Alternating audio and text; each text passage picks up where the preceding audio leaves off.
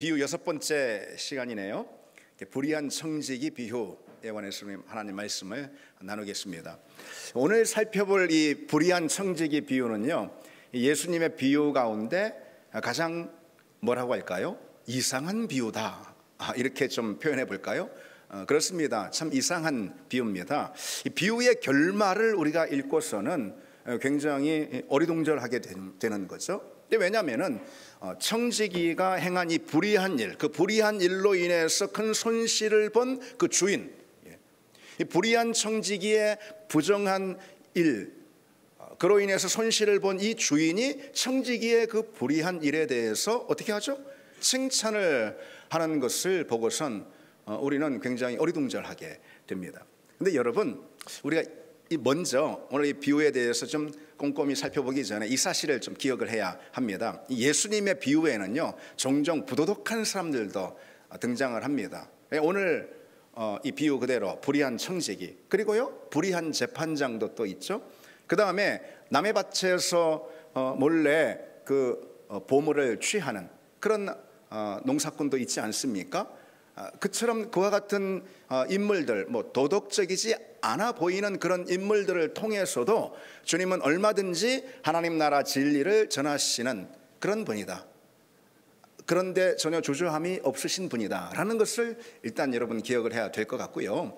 그리고 또 하나 오늘 본문을 통해서 우리가 주목해야 될 사실이 하나 있습니다. 그것은요, 이 예수님의 비유를 보면은 이 돈에 관한, 재물에 관한 이야기가 참 많이 등장을 합니다. 예수님의 비유는 복음서에 모두 한 40개 정도의 비유가 등장을 하는데 그 가운데 무려 3분의 1 이상이 이 돈과 관련된 그런 이야기들이라는 사실을 우리가 주목해야 됩니다. 왜 그럴까요? 왜 예수님은 이 돈과 관련된 이야기를 통해서 우리에게 하나님 나라 진리를 비유로 들려주셨을까요? 그것은요, 주님께서 그 어떤 것보다도 우리 삶, 우리 실생활에 아주 밀접히 연관된 그 주제를 통해서 하나님 나라 영적인 교훈을 전해주시길 원했기 때문입니다. 물론 돈처럼 우리 일상, 우리의 삶과 밀접히 관계된 그런 주제는 없는 것이고요. 그래서 주님의 이 하나님 나라 진리를 전하는 비유 가운데는 이 돈에 관한 이야기가 그만큼 많이 등장을 한다는 거예요. 자, 오늘 비유는 일명 뭐라고 제목을 붙일 수 있죠? 불의한 청지기 비유입니다. 주님께서 제자들을 모아놓고 비유를 들려주시는데 여기서도 우리가 주의할 점이 있습니다. 다른 비유들은요, 모든 게 그런 건 아니지만 보통 많은 비유들이 주님께서 많은 청중들, 많은 무리들, 또 바리새인들이나 서기관들을 불러놓고 비유를 전하시거든요. 그런데 오늘 본문은요, 제자들을 불러 모아놓고 이 비유의 말씀을 하십니다. 다시 말해 오늘 우리 식으로 보자면은 주님의 자녀들, 예수 믿는 하나님의 자녀들을 불러 모아놓고 이 비유를 말씀해 주셨다라는 거죠. 비유의 내용이 어떤 거죠? 한 주인이, 부유한 주인인 거예요. 돈 많은, 재산 많은 그런 주인이 있었는데 그 주인에게 청지기가 있었다는 거예요. 그 청지기를 주님께서는 딱 불의한 청지기다 이렇게 못 받고 있습니다. 이 불의한 청지기가 주인의 돈을 까먹고 주인의 돈을 탕진하고 주인의 돈을 낭비했다라는 것이죠. 그 청지기가 이때 당시 고대 시대에는 재산이 많은 그런 주인의 돈을 귀족이나 이런 사람들의 돈을 관리하는 청지기가 있었습니다. 근데 이 청지기의 일은 뭘까요? 당연히 주인의 그 많은 재산을 잘 관리하고 잘 지키는 거, 그거 아니겠습니까? 그런데 오늘 본문에 등장하는 이 청지기는 오히려 주인의 재산을 축내고 낭비해버렸다는 거죠. 그로 인해서 주인에게 많은 손해를 끼쳤습니다. 그 모든 전말을 알게 된 이 주인은 당연히 그 청지기를 해고합니다. 근데 이 신학자들에 따르면은요, 고대 근동의 전통으로 보자면은 이렇게 청지기를 자를 때, 해고할 때 말이죠, 그 청지기에게 이제 어떤 변명도 듣지 않고 청지기를 해고하는 이런 오늘 본문의 이야기와 같은 경우는 상당히 드문 일이라고 그럽니다. 이때 당시 주인들은 청지기의 어떤 변명, 해명을 다 듣는다고 합니다. 그런데 오늘 이 비유에 등장하는 주인은 어떻게 합니까? 어떤 변명도 듣지 않고 바로 해고하지 않습니까? 그럼에도 불구하고 이 청지기는 이 주인 앞에 나가서 어떤 자기 변호도 하지 않는 걸 볼 수가 있어요. 그건 뭘 의미하는 걸까요? 억울한 게 없다. 이 청지기 입장에서 다시 말해서 충분히 잘릴만 했다. 그런 걸 말해주는 거예요. 해고당할 이유가 충분했다. 이걸 말해주는 거죠. 그렇게 청지기는요, 한순간 자기 직장을 잃게 됩니다. 부유한 주인의 재산을 관리하던 그런 청지기잖아요. 그러니까 어디 가서 땅을 파서 이제는 살까, 다시 말해서 농사를 짓고 살까 하니 힘이 부쳐. 그건 못하겠어요. 그러면은 어디 가서 구걸하는 삶을 살까? 그것은 자존심이 허락하진 않아요. 그래서 이 청지기가 생각을 하는 거죠. 그런데 가만 보니까 지금의 상황이 어떤 상황이에요? 비록 해고 통보는 받았지만은 그 사실을 주인 외에는 어느 누구도 알지 못합니다. 그리고 여전히 주인의 회계 장부는 자기 손에 들려 있습니다. 그래서 그것을 이용해서 이 청지기는 마지막으로 한 건 올리려고 하는 것이죠. 마지막으로 이 주인의 재산을 유용할 그런 계획을 갖습니다. 이 청지기는 주인에게 빚을 진 사람들을 하나씩 부릅니다. 오늘 본문에 보면은 일일이 불렀다고 그랬어요. 다 같이 모아놓고 얘기하지 않았습니다. 하나씩 일일이 부릅니다. 그리고 그때마다 온 사람에게 말하는 거죠. 오늘 본문에 두 사람이 이제 등장하죠. 당신은 내 주인에게 얼마나 빚졌어?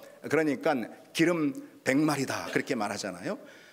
기름 100마리라 그러니까 그럼 여기 오시오. 빨리 와가지고선 여기다가 여기 장부에다가 50이라고 쓰소. 그렇게 말하죠.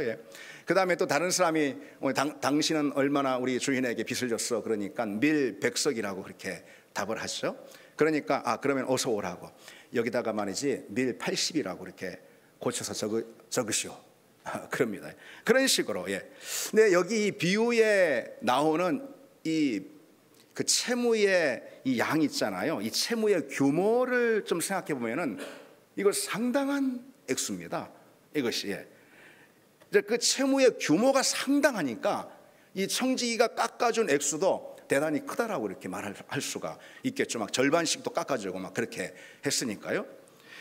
이 성경에서 보통 이 기름이라고, 구약이든 신약이든 이 기름이라고 등장하는 것은 다 이 팔레스타인 지역에 나오는 이 지중해 해역에서 나오는 올리브유다 이렇게 여러분 다 대부분 그렇게 보시면은 틀림없습니다.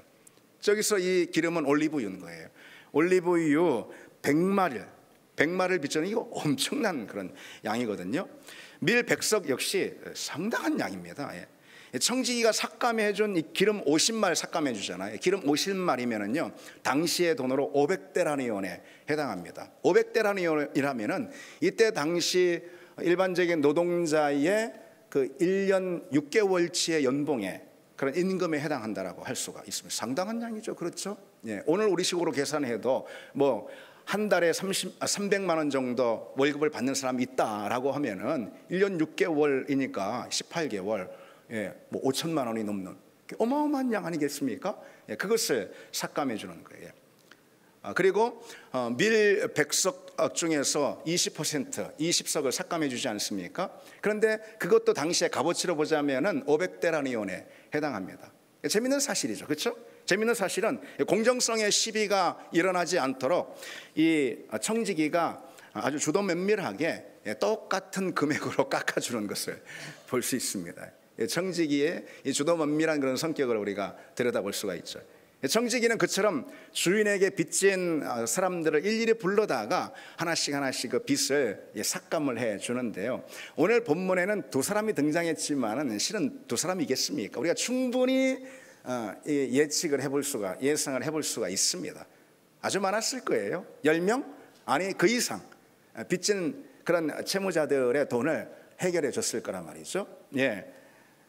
아마도 이런 식으로 했으면은 이 청지기가 삭감해 준 이 주인의 그 빚은 어마어마한 규모가 됐을 것이다. 뭐 그렇게 우리가 짐작을 해볼 수가 있죠. 이 청지기가 바로 이러한 일을 통해서, 이거는 주인 입장에서 볼 때는 뭐 실은 누가 봐도 이건 부당한 일 아니겠습니까? 청지기가 이런 부당한 일을 통해서 노린 것이 무엇일까요?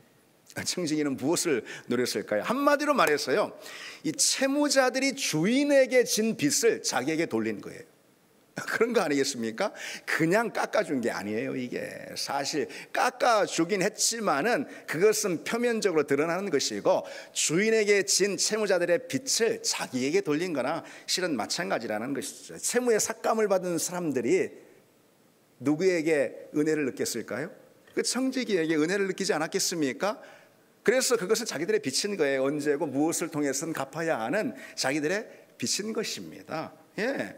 그로 인해 이 청지기는 자신의 미래를 이 빚의 삭감을 받은 그런 사람들, 예, 자기가 은혜를 준 그런 사람들에게 자기의 미래를 얼마든지 위탁할 수가 있게 된 거죠. 그게 바로 오늘 본문에서 이 청지기가 노린 일이다, 이렇게 할 수가 있습니다. 오늘로 치자면 이런 거예요. 어느 부정한 고위 공무원이 말이죠, 국가 재산을 축내면서까지 그 대기업에 어떤 이익을 몰아주면서 그 이후에 자기가 공무원직에서 퇴임한 다음 그 기업으로 들어가는 것, 바로 그런 것과 비슷하다라고 할 수가 있습니다. 그것은 부정직한 일이고 불의한 일 아니겠습니까? 자, 그러면은 이게 이 본문 비유의 이야기인데 아직 비유가 안 끝났죠. 이 비유의 결말은 어떻게 되었습니까? 제자들은 다 그 비유를 쫑긋 귀를 세우고 듣고 있으면서 이 비유의 결말이 어떻게 될까 매우 궁금했을 것입니다. 실은 그렇게 궁금해하지 않았을 수도 있다는 생각이 듭니다. 왜? 비유의 결말은 이건 상식적으로 판단하면 너무 이건 당연한 결말이 나오는 거 아니겠어요? 지금 이 청지기는 주인으로부터 해고를 당한 상태잖아요. 그런데 이 모든 훨씬 더 큰 부정을 저지른 주인도 모르는 그런 어떤 빚의 채무를 다 삭감해준 이 청지기의 부당한 불의한 일을 본 다음에는 이 주인이 어떻게 해야 마땅하겠습니까? 감옥으로 집어넣어야지 마땅한 그런 거 아니겠어요? 그것이 결말이 돼야지 할 것입니다. 그러나 이 비유가 그렇게 끝나지 않았죠. 만약 이 비유의 결말이 이 예수님께서 이 비유를 말씀하시면서 이 주인이 그 청지기를 해고만 하지 않고 옥에 가둬놓았다라고 한다면 이 비유의 메시지는 뭐가 될까요? 주인의 돈을 부당하게 횡령한 이 부정한 청지기의 행위를 너희는 본받지 말라, 이것이 이 비유의 메시지가 되는 거 아니겠습니까? 그러나 예수님은 이 비유의 결말을요, 누구도 예상치 못한 반전으로 끝내시는 걸 볼 수가 있습니다. 여러분 잘 아시듯이 한마디로 이 비유가 어떻게 끝나죠? 주인이 이 청지기로부터 큰 손실을 입은 이 주인이, 이 청지기의 부당한 행위를 알게 된 이 주인이 어떻게 하죠? 이 청지기를 참 지혜롭게 했구나 라고 칭찬을 한단 말이죠. 여기서 우리는 어리둥절하게 됩니다. 오늘 8절을 보실까요? 주인이 옳지 않은 청지기가 이를 지혜롭게 하였으므로 칭찬하였으니 그랬어요. 물론 주인이 이 청지기를 칭찬한 이유는 이 청지기의 불의한 행위, 그것 때문은 당연히 아닌 것이죠. 다만 이 청지기가 지혜롭게 행했기 때문에 칭찬을 했습니다. 이 지혜롭다라는 단어는 좀 이런 뜻이 있어요. 이 원어적인 의미로 좀 약삭빠른 지혜, 이런 의미가 있습니다. 주인은요, 자신의 앞날을 대비한 이 청지기의 기지 있잖아요. 이 청지기의 기지, 요것에 이 주인은, 오늘 본문에 등장하는 주인은 주목하는 걸 볼 수 있습니다. 청지기의 행위는 비록 옳지 않지만은 미래를 대비하는 그의 지혜와 그의 현명함은 이 청지기를 배울 만하다, 이런 비유의 말씀인 거죠. 이 비유의 메시지가 무엇인지 주님께서 직접 밝히십니다. 예수님은 불의한 청지기의 비유를 다 들려주신 후에 뭐라고 말씀을 하시죠? 8절에 보시면은 이 세대의 아들들이 자기 시대에 있어서는 빛의 아들들보다 더 지혜로움이다, 지혜롭다, 이렇게 말씀하십니다. 여기서 이제 이 세대의 아들들은요, 그래서 세상의 가치와 세상의 논리대로 사는 그런 세상에 속한 세상 사람들을 말하는 거예요. 빛의 아들들은 하나님께 속한 하나님의 자녀들을 의미하는 것이겠죠. 그러니까 이 청지기에 대한, 이 비유에 등장하는 청지기에 대한 주님의 평가는 이런 거예요. 이 청지기가 정말 불의하긴 하지만은 칭찬할 것이 하나 있다. 이 청지기는 돈을 아주 지혜롭게 썼다. 이건 칭찬할 만하고 배울 만하다. 이렇게 말씀하신 이것이 청지기에 대한 주님의 평가이고, 여러분 그렇다면은 이 청지기에 대한 주님의 평가에 담겨 있는 메시지는 무엇일까요? 메시지는 이런 거예요. 한마디로 말해서 세상 사람들은요, 세상이 전부잖아요. 이 땅이 전부잖아요. 예. 그러니 당연히 그들에게는 뭐 돈이 중요할 수밖에 없는 거예요. 예. 그래서 돈을 다루는 데 있어서 대단히 이들은 명민하고 기민하고 아주 이들은 비상하다. 예.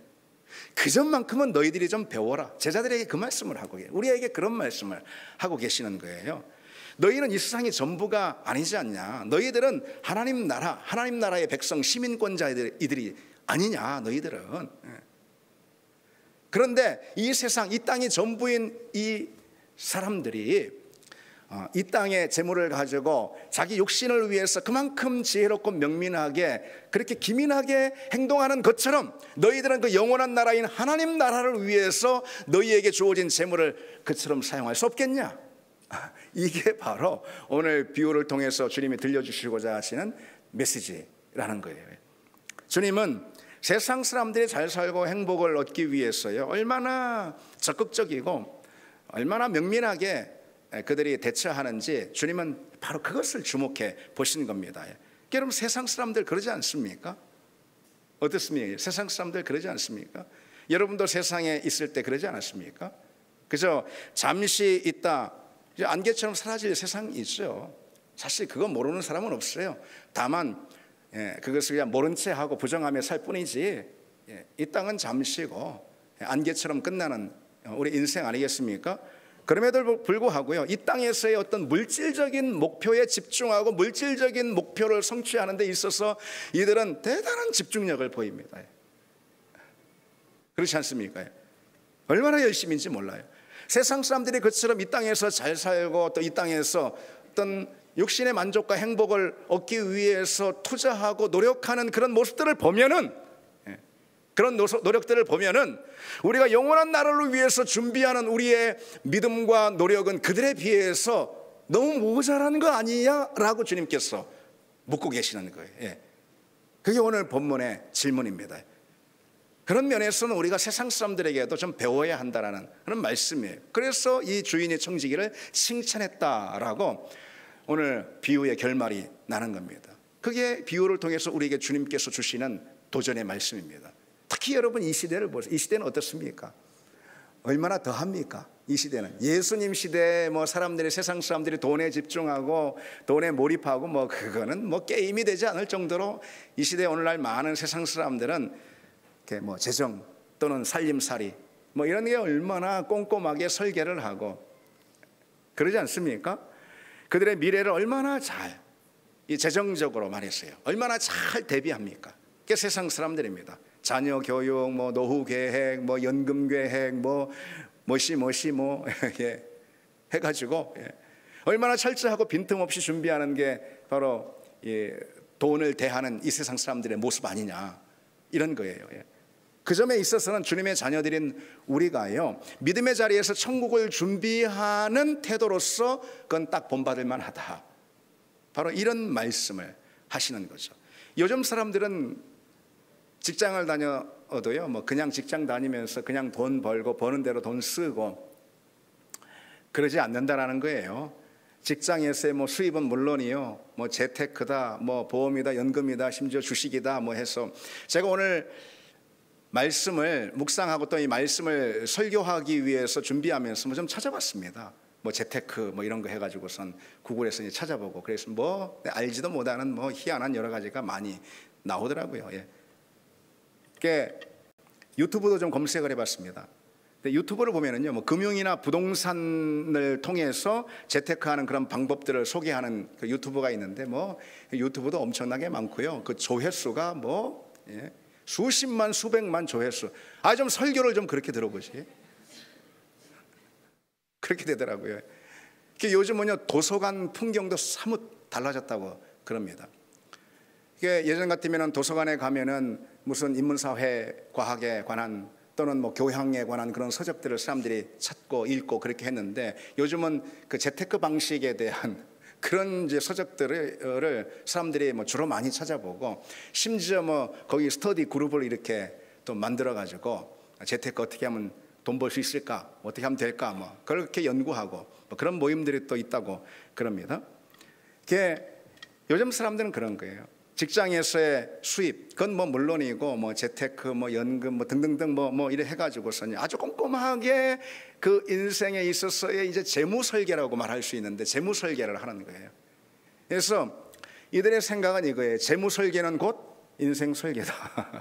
인생 설계는 곧 재무 설계다.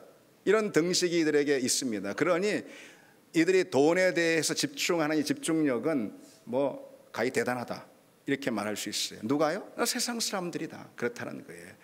돈을 어떻게 벌고 어떻게 모을지, 그래서 어떻게 안정적으로 내 삶을 지탱하고 심지어 노후까지도 대비할 수 있을지의 이 관심은요, 오늘날 세상 사람들의 가장 큰 관심이라 말할 수가 있습니다.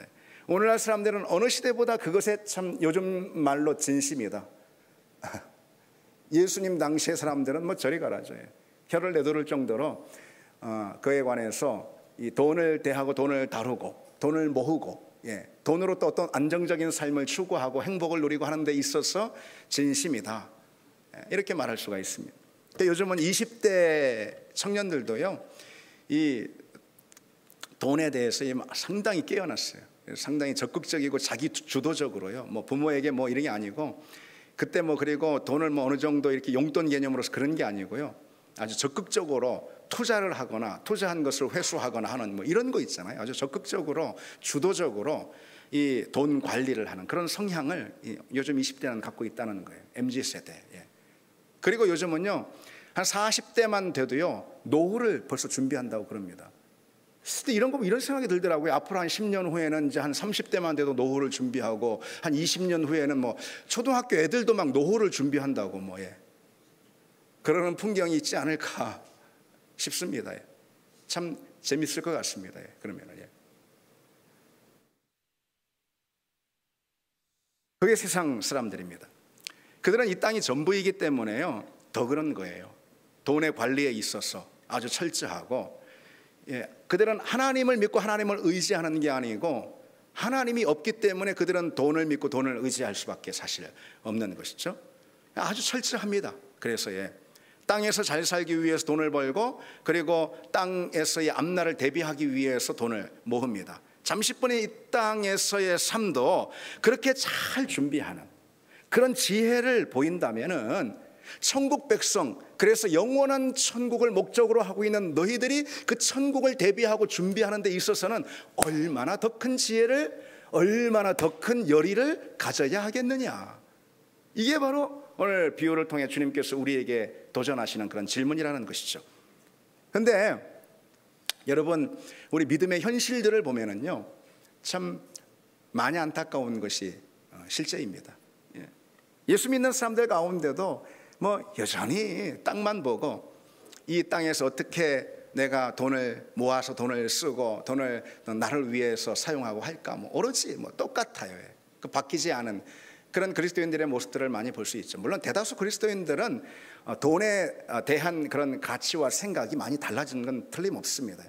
그러나 여전히 많은 경우 그러지 않죠. 예수 믿었는데 예수 믿은 게 뭐가 달라진 거냐? 이제 일요일 날 오전 11시 반에 이제 교회 딱 오는 그것만 달라진 것이죠.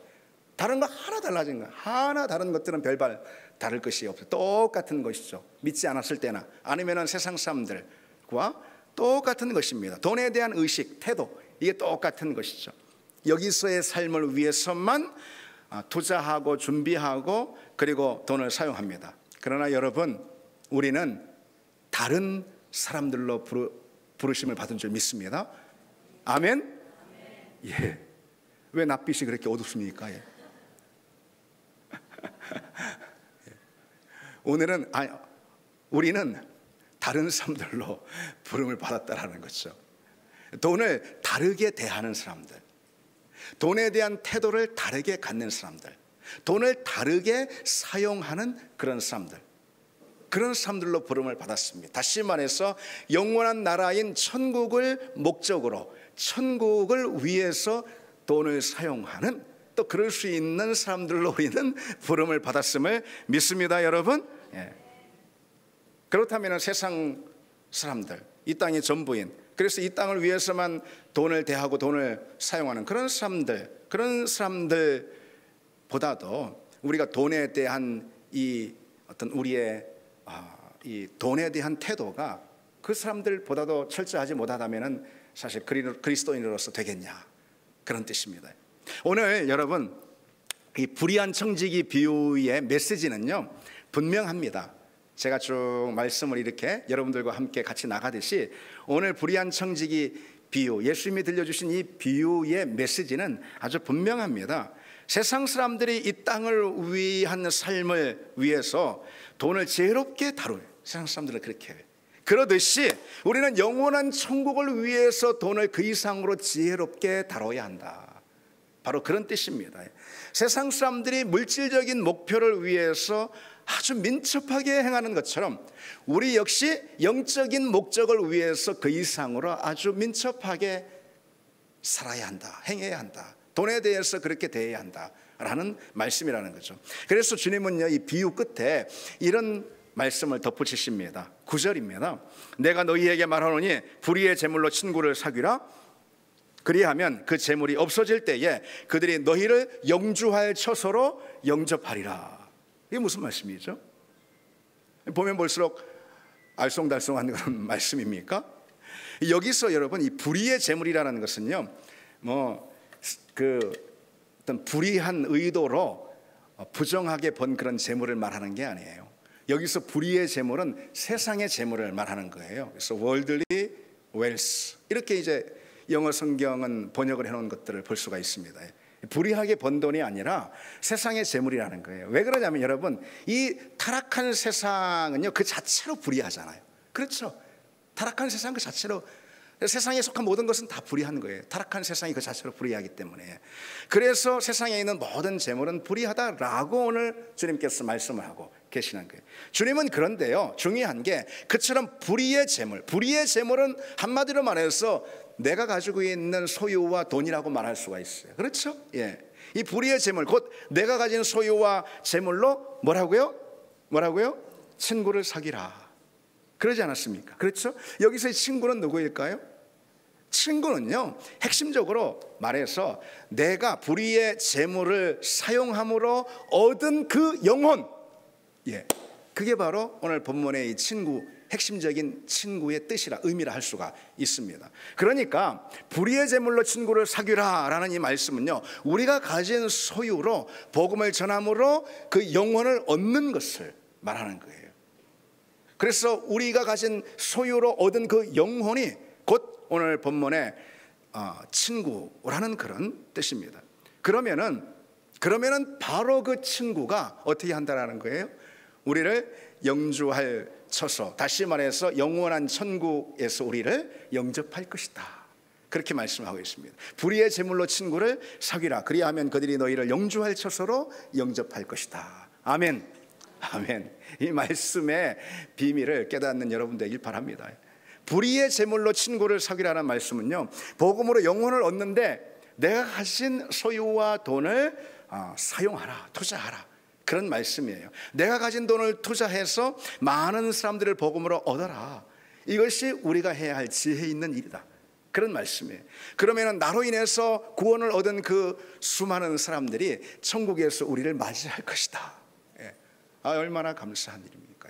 얼마나 복되고 영광스러운 일입니까? 다시 말해서 돈을 사용해서 복음을 전하고 하나님 나라를 확장하고 그리고 몸된 그리스도의 교회를 온전하게 견고하게 든든히 세우고 그로 인해서 복음이 전해지고 그래서 복음으로 그 영혼을 얻게 된 바로 구원받은 그 사람들이 천국에서 훗날 우리를 마주하게 될 것이다, 이런 말씀이죠. 세상 사람들을 여러분 한번 보십시오. 불의한 재물을 모아서 불의한 일들에 투자를 하고 사용을 합니다. 여기서 불의한 일은 부정한 그런 도덕적으로 부정한 그런 일을 말하는 게 아니에요. 불의한 일은 육신의 일을 말하는 거예요. 세상의 일을 말하는 거예요. 타락한 세상, 타락한 육신, 불의한 일인 것입니다. 불의한 재물로 불의한 일을 위해서만 사용합니다. 이건 썩어 없어질 그런 것들인 것이죠. 소망이 없는 것입니다. 예. 그런데 그 일을 위해서도 뭐 얼마나 꼼꼼하게 설계를 하고 얼마나 투철하게 철저하게 돈 관리를 하고 그러는지 모른다라는 거예요. 그들은 세상의 재물을 모아서 잠시 있다가 사라지는 이 땅의 삶을 위해서, 육신의 삶을 위해서 모든 지혜와 열심을 다합니다. 세상 일에도 그처럼 열과 성을 다하는데 영원한 나라를 소유한 하나님 나라, 그 영원한 나라를 목적으로 하고 있는 너희들이 그 나라를 위해서, 하나님 나라를 위해서 너희들에게 은사로 주신 그 소유를 그만큼 철저하고 지혜롭게 사용해야 하지 않겠느냐, 그런 말씀이죠. 여러분, 이 사실을 아셔야 합니다. 우리가요, 그 어떤 것보다도 재물을 다루는데 지혜롭고 온전하지 못하면은요, 결코 우리 신앙생활을 바르게 할 것이라 기대할 수가 없다라는 거예요. 재물을 다루는데 지혜롭고 온전하지 못하면은요, 바른 신앙생활을 결코 기대할 수가 없습니다. 다른 무엇보다도 이 재물을 신실하게 관리하고 사용하느냐에 따라서 사실 우리의 믿음은 평가가 된다라는 거예요. 그것이 성경의 여러분 일관된 교훈입니다. 그러니까 재물의 사용, 다시 말해서 이 돈의 문제가 믿음의 중요성을 시험하는 시험대가 되는 것입니다. 그게 성경의 가르침입니다. 돈을 사용하는 방식을 보면은 그 믿음을 알 수가 있다, 이런 뜻입니다. 그리스도인 어느 성도의 믿음을 가장 분명하게 확인할 수 있는 길은 바로 그가 돈을 사용하는 방식이라는 그런 뜻입니다. 다른 어떤 것보다도 돈에 대한 태도가 하나님과의 관계를 반영합니다. 하나님과 나와의 관계를 가장 분명하게 반영하는 게 무엇이냐? 내가 돈을 어떻게 사용하느냐, 거기에 있다는 거예요. 내가 어떻게 예배를 드리고 내가 어떻게 기도를, 내 기도의 모습은 어떤가?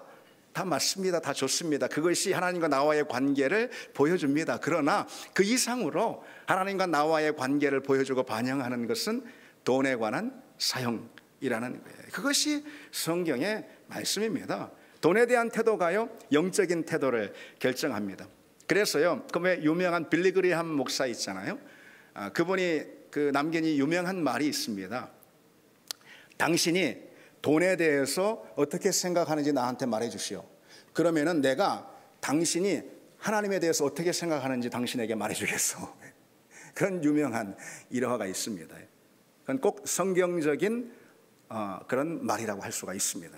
우리는 돈과 신앙을 구분하려는 그런 경향이 있습니다. 돈 따로 신앙 따로, 그렇게 말이죠.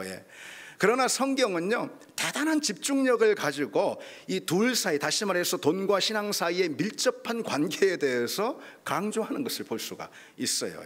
성경이 돈에 대해서 언급하는 구절을 찾아보면은요, 다 일일이 찾아보면은요, 어느 신학자가 누군가가 그렇게 했어요. 2359절이나 됩니다. 성경이 돈에 대해서 언급하는 또는 암시하는 그런 구절이 2359절이나 된다는 것인데, 이 분량은요, 성경이 천국과 지옥에 대해서 가르치는 그런 성경의 분량보다 훨씬 더 많다라는 거예요. 특히 여러분, 성경이 신약성경을 꼼꼼히 읽어본 사람이라면 다 알 것입니다.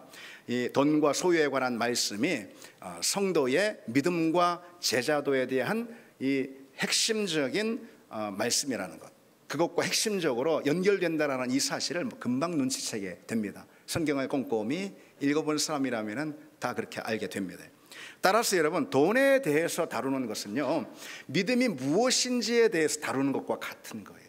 그것이 꼭 예배는 또는 기도는 또는 뭐 다른 신앙생활의 내용들은 어떻게 그런 것이 아닌, 물론 그런 것 다 중요하지만은 어쩌면 그거보다도요, 돈에 대해서 다루는 것이 신앙생활에 대해서, 믿음이 무엇인지에 대해서 다루는 것과 같다라는 것이죠. 돈을 어떻게 대하고 어떻게 사용하는지, 이게 신앙생활의 핵심 내용입니다. 돈은 그래서 돈의 문제가 아니에요. 돈은 영적인 문제이고 돈은 믿음의 문제라는 겁니다. 따라서 여러분, 우리는 이 신앙의 자리에서 늘 내가 돈을 어떻게 사용하는지 점검해야 합니다. 여러분, 내 신앙이, 내 영혼이 온전히 서 있는지, 내 믿음이 견고한지 보기 위해서 내 기도 생활을 점검할 수 있지 않습니까? 그렇죠? 내 예배 생활을 점검할 수 있지 않습니까? 그 이상으로 내가 과연 이 돈은 하나님이 내게 맡기신 건데 나는 돈의 주인이 아니고 청지기임을 믿습니다. 청지기입니다. 따라서 돈은 하나님이 나에게 맡기신 건데 내가 이 돈을 어떻게 사용하는지 점검하는 것, 이것이야말로 내 신앙의 형편, 내 신앙의 현 주소를 알아보는데, 점검하는데 가장 중요한 지표가 됩니다. 돈에 관한 태도로 잘못된 양극단이 있어요, 여러분.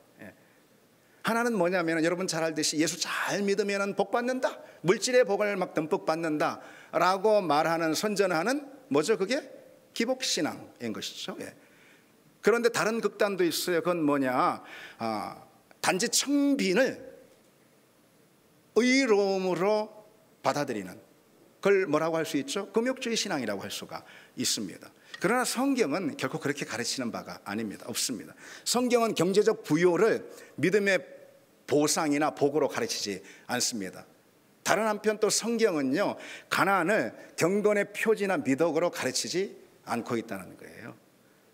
그래서 대표적으로 잠언 22장 2절에 보면은요, 가난한 자와 부한 자가 함께 살거니와 그 모두를 지으신 이는 여호와시니라. 가난한 자와 부한 자가 함께 살아요. 그 모두를 지으신 이는 하나님이시다, 이런 거예요. 그러니까 돈은 여러분 악한 것도 아니고 선한 것도 아니에요. 이렇게 말할 수 있습니다. 돈은 가치 중립적이다, 이렇게 표현할 수가 있어요. 이 말인즉 뭘까요? 이 말인즉 돈은 가치 중립적이다. 이 말인즉 돈을 어떻게 사용하는지가 중요하다는 거예요. 돈을 어떻게 사용하는지가. 돈을 올바로 사용할 때 돈은 선한 도구가 됩니다. 아니, 최고의 도구가 될 수가 있습니다. 하나님이 우리에게 주신 하나님 나라를 위한 일을, 하나님 나라 일을 하도록 주신 여러 도구가 있을 수 있어요. 아마도 그중 최고의 도구는 돈이 아닌가라는 생각이 듭니다. 그 정도로 돈은 매우 귀한 도구입니다. 하나님 나라, 하나님을 섬기기 위한 그런 도구입니다. 오늘 주님은 불의의 제물로 친구를 사귀라, 이렇게 말씀하셨죠. 다시 말해서 돈과 소유를 사용해서 세상의 영혼을 얻으라, 그런 뜻입니다. 복음을 전하고 하나님 나라를 확장하고, 그리고 많은 영혼들을 얻고, 또 그 일을 지속하기 위해서 몸된 교회를 든든하고 견고하게 그 돈을, 재물을 통해 세워나가는 것, 바로 그것을 말하는 것입니다. 불의의 제물로 친구를 사귀라. 그렇게 할 때 정말 돈은 나의 최고의 도구가 될 수 있고, 믿음의 사람의 최고의 도구가 될 수 있고, 그리고 돈은 내 신앙생활에 어쩌면 가장 큰 보상을 갖다주는 그런 통로가 될 수가 있습니다. 불의의 제물로 친구를 사귀라. 그리하면 뭐라고요? 그리하면 그들이 영주할 처소에서 영주할 처소로 너희를 영접하리라. 영주할 처소, 곧 영원한 천국에서. 불의의 제물로 친구를 사귀라. 그러면 영원한 천국에서 그들이 너희를 마주할 것이다, 영접할 것이다. 여러분, 이보다 큰 영광이 어디 있어요? 생각해 보세요. 이보다 놀라운 복이 어디 있습니까? 이보다 큰 기쁨과 감사가 어디 있겠어요? 그럼 여러분, 오늘 말씀을 맺으면서요, 우리가 그럼 어떻게 함으로써 복음과 하나님 나라를 위해서 하나님이 우리에게 맡기신 재물을 사용할 수 있을까? 요즘을 간단히 좀 보겠습니다. 우리가 어떻게 함으로써 복음과 하나님 나라를 위해서 하나님이 내게 맡기신 재물을 사용할 수 있을까? 물론 여러 방편들이 있어요. 여러 방편들이. 근데 오늘은 이 한 가지만 좀 집중하게, 가장 기본이 되는 방편, 그건 뭘까요, 여러분? 당연히 온전한 헌금 생활입니다. 온전한 헌금 생활. 우리가 기억해야 할 사실이 있어요, 여러분. 바른 신앙의 척도는 헌금 생활입니다. 그리고 헌금 생활의 지표는 온전한 11조 생활입니다. 다시 말씀드립니다. 바른 신앙생활의 척도는 헌금 생활이고, 헌금 생활의 지표는 온전한 11조 생활이라는 것이죠. 성경은요, 내가 가진 소유를 어떻게 하나님께 드리는지, 바로 그것이, 내가 가진 소유를 어떻게 하나님께 드리는지, 그것이 내 신앙의 진면목을 비춰주는 거울이라고 우리에게 강조하고 있습니다. 그 중에서도 이 11조는 하나님이 내 삶의 주권자이심을 인정하는 그런 고백이고요. 이 11조는 나의 믿음이 말뿐이 아닌 실천으로 드러나는 실제적인 예배라는 것이죠. 11조는 신앙 고백이고 11조는 예배입니다. 여러분, 11조는 율법이 아닙니다. 11조는 또는 그 외의 여러 헌금은 종교적 의무사항이 아닙니다. 11조는 하나님을 내 삶의 주인으로 받아들이는 예배라는 것이죠. 예. 아멘. 네. 하나님은 우리가 드리는 그 헌금을 통해서 교회를 든든히 세우고 잃어버린 영혼들을 찾으시고 하나님 나라를 확장하십니다. 그리고 훗날 그런 우리의 헌신을 통해서 구원받은 수많은 사람들이 어떻게 하는 광경이 우리 가운데 펼쳐진다는 것이죠. 그들이 천국에서 우리를 환영하고 우리를 마주합니다. 우리를 영접합니다. 이런 식으로요. 당신의 그 헌신이 없었다면 나는 오늘 이 자리에 없었을 것입니다. 여러분, 이보다 우리가 더 받을 수 있는 영광과 보상이 어디 있겠습니까? 어디 있겠습니까, 여러분? 예. 이제 말씀 맺겠습니다. 하나님을 하나님으로 섬기는 사람은요, 절대로 이 물질이 우상이 될 수가 없습니다. 하나님을 기뻐하는 사람은요, 절대로 이 물질에서 행복을 찾는 그런 어리석음을 갖지 않습니다. 하나님을 나의 안전으로 고백하는, 하나님을 나의 안전으로 삼는 사람은 이제 이후로 물질에 내 삶을 의탁하고 물질에 의존하지 않는다는 것이죠. 더욱이 하나님을 사랑하는 사람은 물질로 하나님을 섬기게 돼 있습니다. 그리고 하나님을 나의 복으로 누리는 사람은 물질을 은사로 사용할 수 있게 된다는 거죠. 여러분, 우리에게 참된 복은 무엇이죠? 예수 그리스도. 아멘. 예수 그리스도임을 믿습니다. 그 예수 그리스도를 나의 참된 복으로 누리는 사람은 그분이 내게, 청지기인 내게 주신 그 물질을 은사로 하나님 나라를 위해 사용하게 될 줄 믿습니다. 우리 같이 찬양을 드리겠습니다.